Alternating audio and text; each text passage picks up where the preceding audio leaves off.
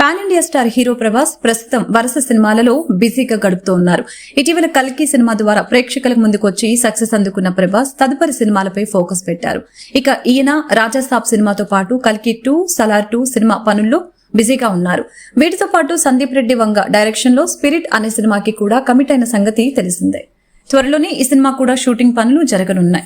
ఇక ఈ cinema pan India స్థాయిలోనే ప్రేక్షకుల ముందుకి రాబోతుంది. ఇందులో ప్రభాస్ పవర్ఫుల్ పోలీస్ ఆఫీసర్ పాత్రలో కనిపించబోతున్నారని వార్తలు వస్తున్నాయి.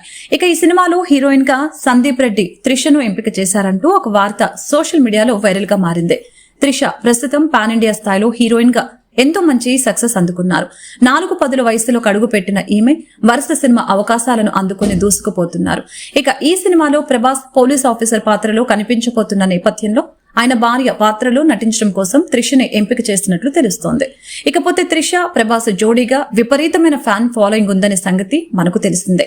వీరిద్దరి కాంబినేషన్ లో వర్షం, పౌర్ణమి, బుజ్జిగాడు వంటి సూపర్ హిట్ చిత్రాలు ప్రేక్షకుల ముందుకు వచ్చాయి. ఒకానొక సమయంలో వీరిద్దరు ప్రేమలో ఉన్నారంటూ వార్తలు కూడా వినిపించాయి. ఇక ప్రభాస్ త్రిష ఈ వార్తల్ని పూర్తిగా ఖండించారు. ఇక ఈయన పాన్ ఇండియా స్టార్ హీరో అయిన తర్వాత పలువురు బాలీవుడ్ హీరోలతో సినిమాలు చేస్తున్నారు.